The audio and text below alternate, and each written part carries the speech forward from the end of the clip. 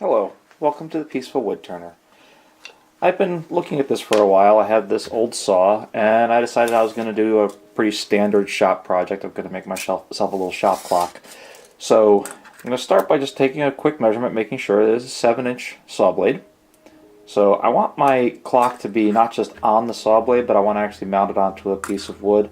So I'm going to go for a 9-inch diameter just so that I can have a little bit of clearance on all the sides.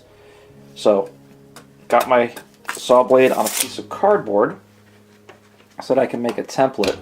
So I've also decided that I don't want to just have a hunk of wood behind it. I decided I wanted to have a piece of wood made out of a series of 12 wedge shapes. So I'm going to start by making a template just so that I can do this properly. Knowing that it's 9 inches I'm going to work with, the other thing I'm going to do is I'm just going to trace the center. By tracing this arbor, I have a pretty clear idea of where the middle of this piece is.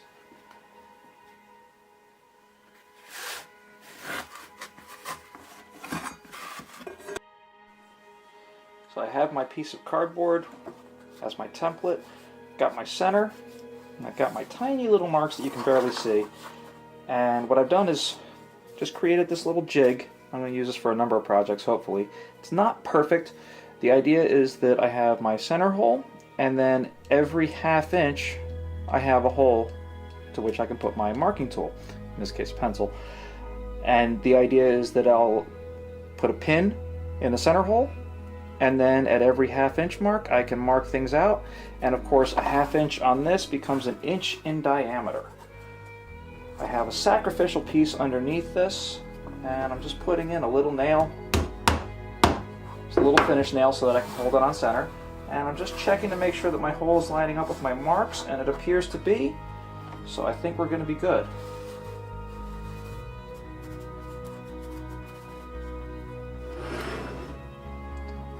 Gotta get better about not leaving myself in my own way.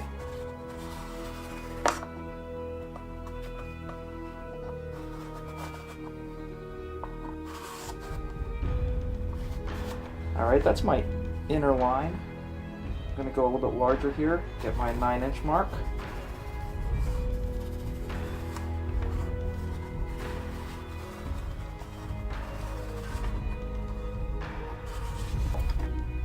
That worked out really well. Just like the cavemen, I have made a tool. I'm very proud of myself.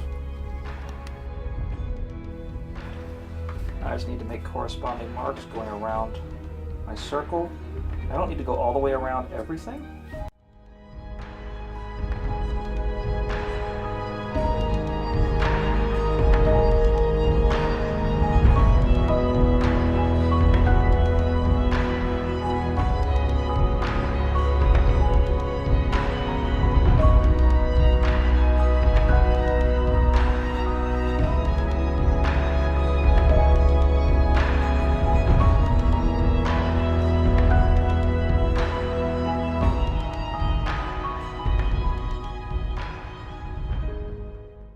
Okay, we have a couple of pretty equal pieces there. That's fantastic. We wanted them to come out evenly. Trim off a little excess there. And that should give me the correct angle for my saw. So this is the piece I'm going to use for my clock. And I started by just marking off a straight line here so that I can take off some of these knots, which I don't think are going to work well with trying to get something smooth and straight. And I've marked it off here, and then I've marked off another set of lines that are about 4½ inches down. I'm going to just try to mark them off as a straight line now. I'm sorry, not 4½, about 4¾ inches down. The reason for that is that should give me plenty of space to mark each of these. I want them to have a similar grain pattern so that when I cut them out, they're going to line up pretty nicely and they should turn well. Not quite enough to get more than 2 out of this section. So I'm going to have to do that a few times. I'm going to start by cutting this on my table saw, and then I will cut it here, and cut these angles. Okay, I have 12 nice little triangles here, and I'm going to glue them all up into a circle. I'm going to start by gluing them up in sets of 2, and then adding in pieces, true up my angles, and keep going from there.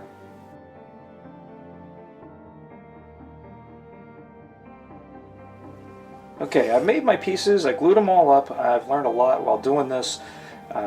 One of the things I learned is I really can't measure very well, and I certainly can't do the math for geometry very well. So I might have to go back to school. But in the meantime, I have my very, very rough round, and I have it laid out. I know that my saw blade will fit on it.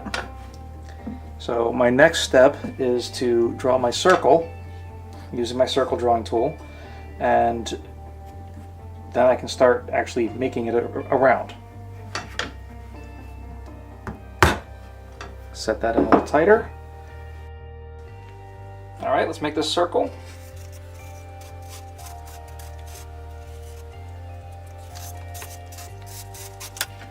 There we go, that'll just fit. So the next step is going to be to get this mounted up and start to turn. Okay, so I trimmed off some of those large corners that were on the piece, and I've got it mounted now on my faceplate, so I can do a little bit of turning that way. This is my very first attempt at doing faceplate turning, so probably I'm being overly ambitious and I'm going to get myself in trouble. I have the lathe set for right now about 900 RPM, and let's get going.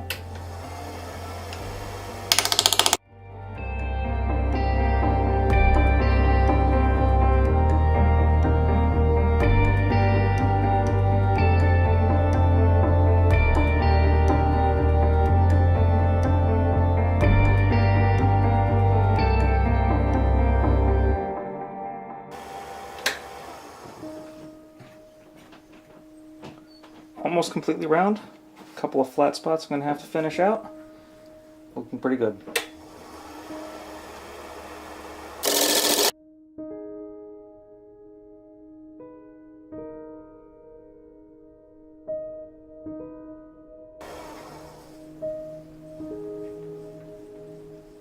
Looking pretty good. Got a little bit of tear out at some of the joints. I'm going to round this off a little bit, and then I'm going to start working on the face.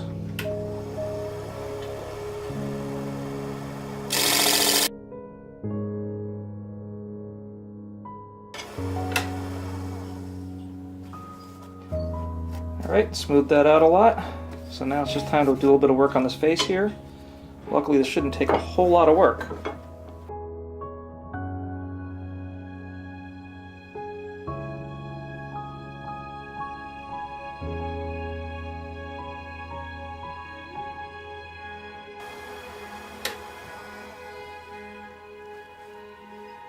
So that's coming along nicely. I was going to leave this little bit in the middle as a kind of centerpiece to center the saw blade on, but I think I'm going to take that off. I'm not liking how it's looking at all.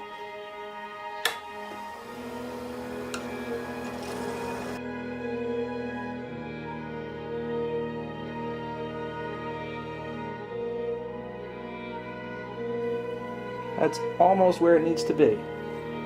Just a little bit more off and we'll be there.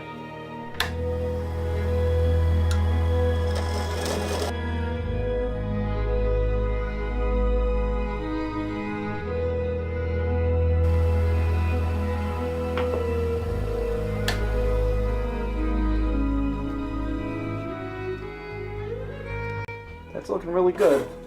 Let's see how this fits. Oh, that fits really nicely in there. I really like how that looks. Alright, we're just going to do a little bit of finishing off, and then we'll sand and put an actual finish on it. Sorry about bumping you.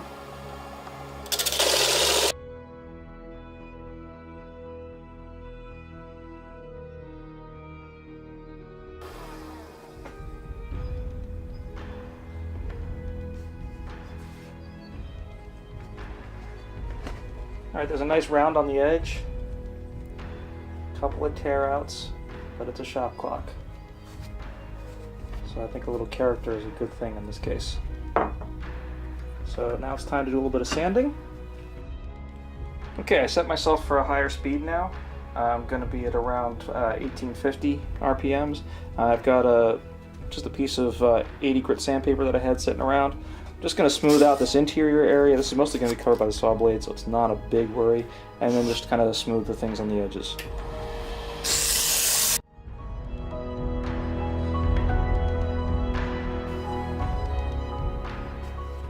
That's looking really nice. Couple of rough spots right here, right there. Can get those off and switch right to a higher grade.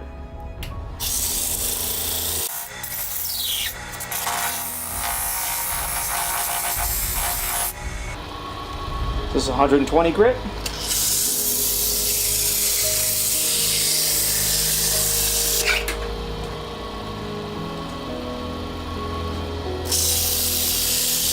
And that's why you wear safety gloves. It's also why you shouldn't do stupid things.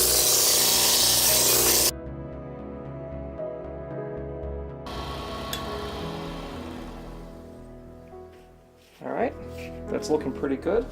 It's almost nice enough to eat off of. Alright, I've got it looking pretty good. I'm not really worried about the interior being as smooth as possible.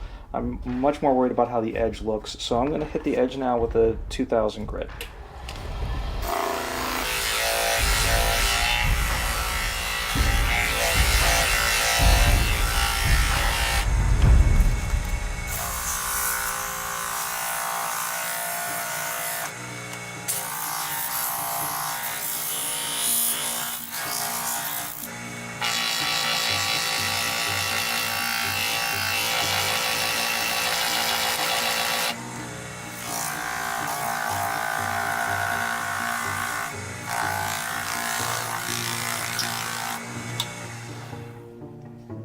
That's nice and smooth. Now for a little bit of a finish after I clean it up. Okay, I've got things cleaned up and I've got a little bit of a finish here that I'm going to put on. It's a tung oil mixture. I kind of put a couple things together to see what the finish looks like. So I'm going to go again at a high RPM, about 2600 RPM. It's not the highest I could do, but pretty good.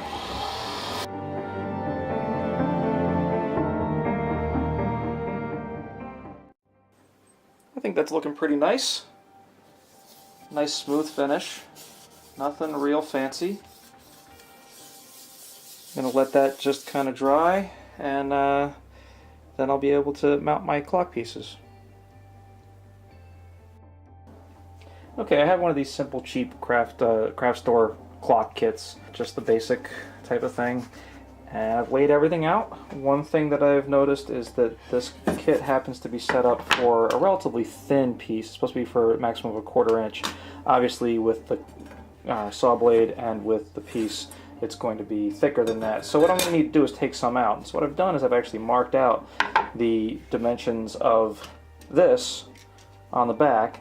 And the idea is I'm going to be able to drill out for this and also trim out some of the wood here so that I can make a recess and this can sit in. That'll also let it sit really nice and flush against the wall. So I really like that. So I've done the laying out. Now I'm going to have to select a drill bit, make my hole, and then start doing my cutting out. Okay, I've got my small drill bit. I'm going to drill my pilot hole. I've got a piece of sacrificial wood underneath, a little bit of MDF. Nice little pilot hole. Now I'm going to go with a larger hole. I'm going to make a 3/8 hole. And that should fit the shank of the clock pretty well. My drill bit did not want to fit in the drill. So I have my 3/8 drill bit. I'm going to come right through here. And that dug in a lot faster than I expected.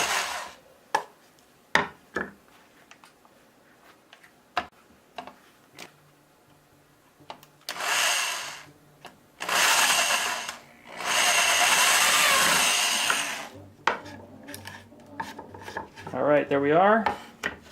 The good thing is that none of that's really going to show once I get everything put together. So I've marked it out, and then I cut with my utility knife just so that I made spots where the cut would stop. And now I'm just using my chisel and carefully taking out some of this material.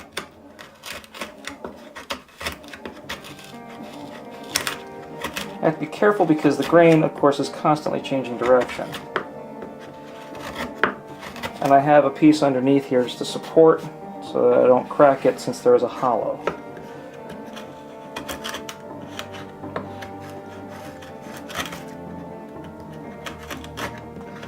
I'm using minimal pressure so that I can keep really tight control. Because the last thing I want is to lose control of this chisel while my other hand is bracing the piece. Although then this video will probably become even more popular. Because watching people hurt themselves doing stupid things is fun.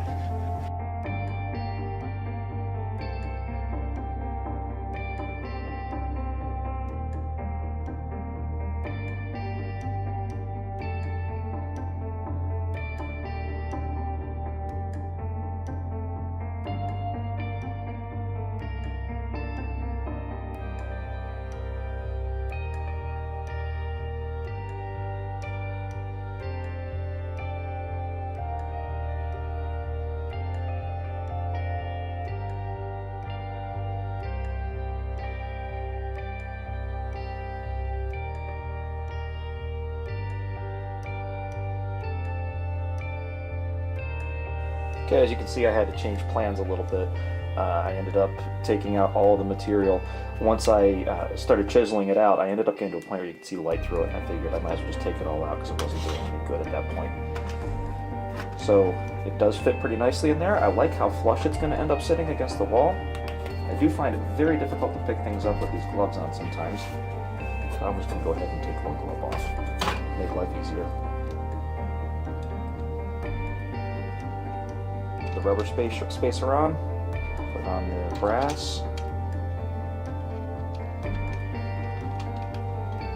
get this tightened down nicely, make sure it stays nice and centered.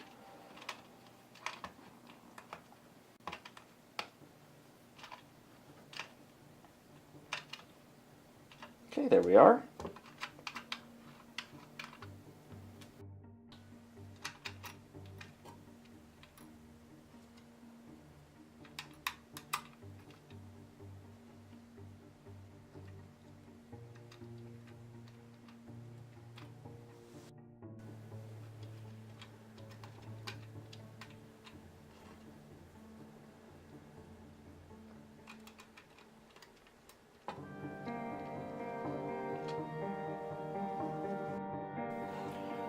Alright, that's my finished shop clock. It's going to look pretty nice, I think, up here on the wall in my workshop. Let me know how much time I'm wasting down here. Thank you very much for joining me here today on the Peaceful Wood Turner.